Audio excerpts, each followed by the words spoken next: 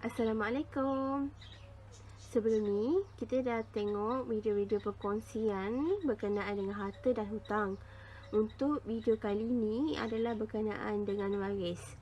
Kita akan sama-sama kenal pasti kita akan sama-sama tengok siapa sebenarnya pihak-pihak ataupun golongan-golongan yang berhak ke atas harta peninggalan pusaka, dan sebenarnya berapa bahagian yang sepatutnya setiap mereka itu terima. Apa kepentingan waris? Kita kena tahu dalam pembahagian harta pusaka, asas dia adalah kita kena tahu terlebih dahulu siapa golongan-golongan ataupun pihak-pihak yang berhak untuk dapat harta pusaka tu, dan berapa banyak bahagian yang sepatutnya mereka perolehi. Dan kebiasaannya dalam masyarakat kita, biasanya waris ni lah yang akan memulakan proses tuntutan harta. Di samping tu, mereka ni akan membantu si mati menguruskan harta-harta peninggalan beliau. Kita mulakan dengan rujukan utama kita sebagai umat Islam. Kita akan lihat golongan-golongan yang dinyatakan di dalam Al-Quran yang berhak untuk menerima harta pusaka peninggalan si mati. Untuk sesi ini, kita akan lihat 3 ayat yang dinyatakan di dalam Al-Quran, khususnya dalam surah An-Nisa, yang berkaitan dengan golongan-golongan yang berhak mendapat harta pusaka peninggalan si mati. Okey, pertamanya kita fokuskan kepada ayat 11 terlebih dahulu. Kalau ditengokkan dalam petak kelabu ini, ada panjang sangat ayat dia. Ini adalah maksud penuh untuk ayat 11. Okey, disebabkan terlalu panjang, so sekarang ini saya telah ringkaskan. Di dalam petak kuning ni adalah ringkasan daripada ayat 11. Okey, di dalam ayat 11 ini ada dinyatakan 3 golongan ataupun 3 pihak yang sepatutnya menerima harta pusaka. Yang pertama adalah anak lelaki, yang kedua anak perempuan, dan yang ketiga adalah ibu bapa. Untuk anak lelaki dan anak perempuan ni, pertama sekali, sekiranya si mati ni semasa dia meninggal, dia mempunyai anak lelaki dan anak perempuan. Anak lelaki akan dapat 2 bahagian, manakala anak perempuan akan dapat 1 bahagian. Dan sekiranya si mati semasa dia meninggal, dia ada anak perempuan sahaja, anak perempuan 2 ataupun lebih, anak perempuan ini perlu membahagikan di antara mereka itu 2/3 daripada harta. Mereka berhak mendapat 2/3 daripada harta peninggalan, dan mereka perlulah bahagi berapa ramai adik-beradik perempuan yang ada ini. Manakala sekiranya semasa meninggal si mati ini ada anak perempuan seorang sahaja, anak perempuan seorang ini akan mendapat 1/2 ataupun separuh daripada harta peninggalan si mati. Okey, untuk ibu bapa pula, sekiranya si mati ini semasa dia meninggal, dia ada anak, ibu bapa dia akan dapat 1/6. Kedua ibu bapa dia akan dapat 1/6. Manakala sekiranya waris ini semasa dia meninggal, si mati ini semasa dia meninggal, dia tidak ada anak, ibu dia akan dapat 1/6 daripada harta, manakala asobah ataupun selebihnya harta itu akan dapat kepada bapa. Dan sekiranya kes lain pula, sekiranya semasa meninggal ini si mati tidak ada anak dan dia ada adik-beradik, jadinya 1/6 harta itu dapat kepada si ibu, manakala asobah ataupun selebihnya akan dapat kepada bapa. Ini kerana bapa, hal ini menunjukkan bahawasanya bapa akan dapat lebih. Ini kerana bapa ini masih mempunyai tanggungan, itu adik-beradik si mati ini yang perlu dijaga oleh ibu bapa.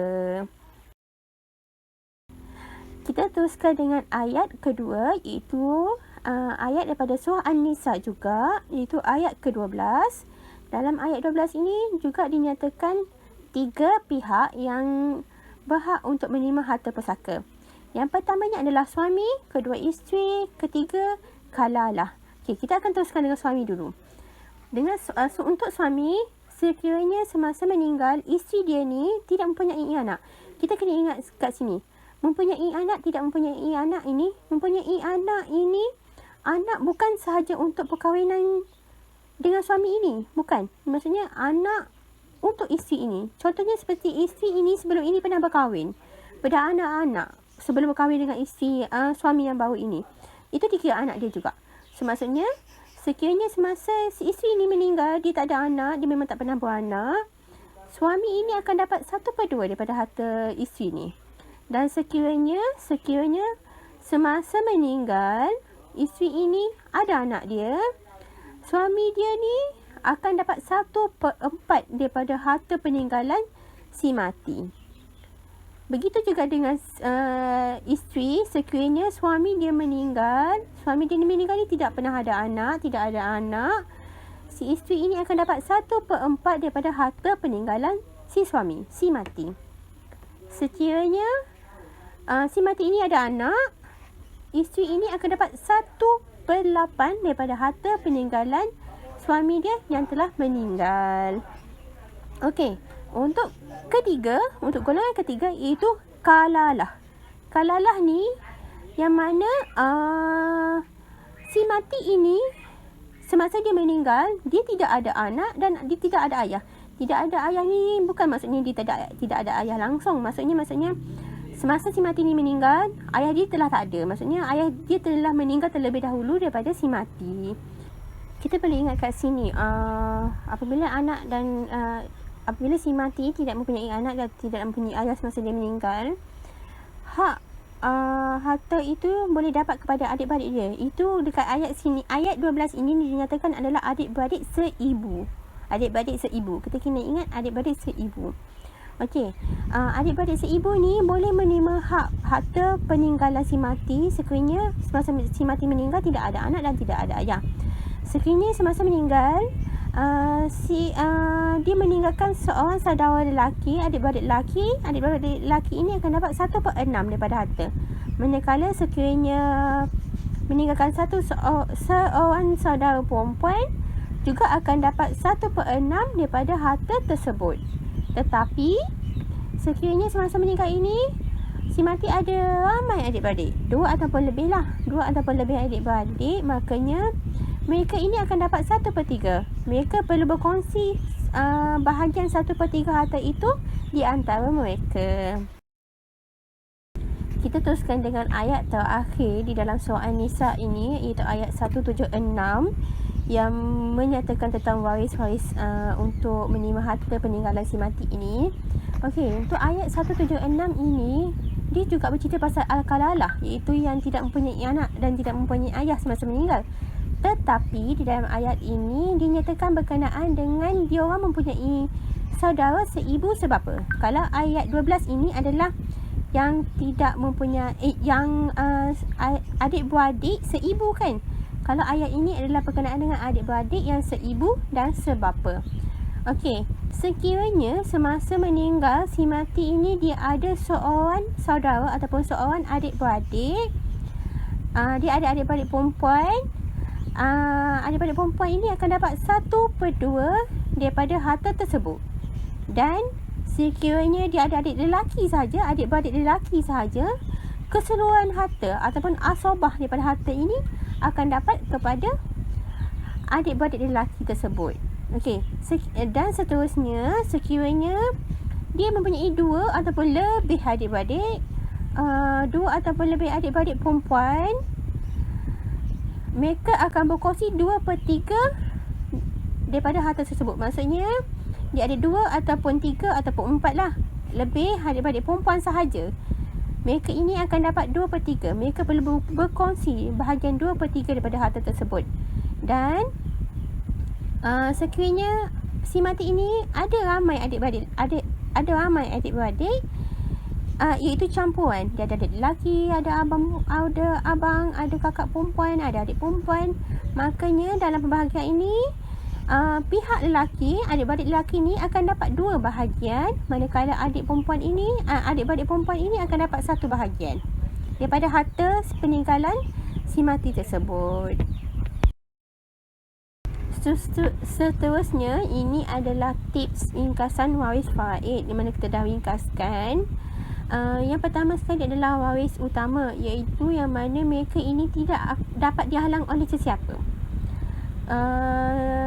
Golongan ini adalah anak lelaki, anak perempuan, pasangan sama ada suami ataupun isteri, ibu dan ayah. Ini bermaksud dekat sini 5 golongan ini sekiranya ada adik-beradik tidak dapat menghalang hak mereka. 5 golongan ini kalau mereka ada, mereka berhak mendapat harta tersebut, bahagian mereka. Pihak lain tidak dapat menghalang hak mereka. Okey, yang seterusnya itu adalah al-kalalah, iaitu di mana kita dah bincang sebelum ni. Jika tidak ada 2 golongan ni, maksudnya adik-beradik dapat harta pusaka, iaitu anak lelaki ataupun keturunan lelaki ke bawah dan juga ayah. Dekat sini kita boleh tengok contoh. Ni contoh kes yang mana si mati semasa dia meninggal mempunyai anak lelaki, anak perempuan, isteri, mak, ayah, adik-beradik lelaki, adik-beradik perempuan dan juga dia orang ada datuk. Kita boleh tengok kat sini. Waris yang layak adalah waris utama, iaitu anak lelaki, anak perempuan, isteri, ibu dan bapa. Manakala waris yang tidak layak dekat sini adalah datuk, adik-beradik lelaki dan juga adik-beradik perempuan. Seterusnya adalah golongan yang tidak dapat menghalang adik-beradik si mati untuk menerima harta pusaka. Ini maksudnya kewujudan 6 pihak ini tidak dapat menghalang adik-beradik untuk mendapatkan harta pusaka. Maksudnya adik-beradik masih lagi boleh mendapat bahagian mereka. Pertama itu adalah ibu, yang kedua itu ada anak perempuan, ketiga itu cucu perempuan daripada anak lelaki, keempat cici perempuan daripada cucu lelaki, kelima suami ataupun isteri dan keenam adalah datuk. Dan terakhirnya adalah iaitu kita panggil Zawil Arham. Zawil Arham ni kalau mengikutkan mazhab kita, itu mazhab Imam Syafi'i, dia menyatakan bahawasanya Zawil Arham ini tidak berhak menerima harta pusaka. Contoh dia adalah anak susuan dan juga cucu daripada anak perempuan. Dekat sini kita memang mereka tidak berhak untuk menerima harta pusaka, itu faid. Tapi si mati semasa dia hidup, sekiranya dia ingin membahagikan sedikit harta dia kepada mereka, beliau boleh menggunakan hibah ataupun wasiat. Ini adalah contoh salah silah keluarga, kedudukan dalam keluarga yang agak banyak. Ada ibu tiri, ada ayah tiri, ada adik-beradik seibu, ada adik-beradik sebapa. Dekat sini waris ini perlu lihat di mana kedudukan mereka dengan si mati. Dan waris-waris si mati ini dekat sini dah mereka boleh lihat bahawa sebenarnya mereka ini berhak ataupun tidak ke atas harta peninggalan tersebut. Okey, kita dah tahu berkenaan dengan waris-waris. Tapi sebenarnya apa yang kita perlu buat terlebih dahulu apabila seseorang itu meninggal dalam keluarga kita? Apa yang kita perlu buat setelah seseorang itu meninggal dalam keluarga kita? Yang pertama sekali adalah harta pusaka itu kita perlu lansaikan urusan-pengurusan jenazah beliau. Kita perlu bayar semua kos-kos yang digunakan dalam urusan jenazah seperti upah penggali kubur, sewa van jenazah. Dan selepas itu kita perlu bayar semua hutang piutang beliau. Tak kira lah dengan kawan-kawan, dengan bank semua, kita perlu lansaikan hutang beliau.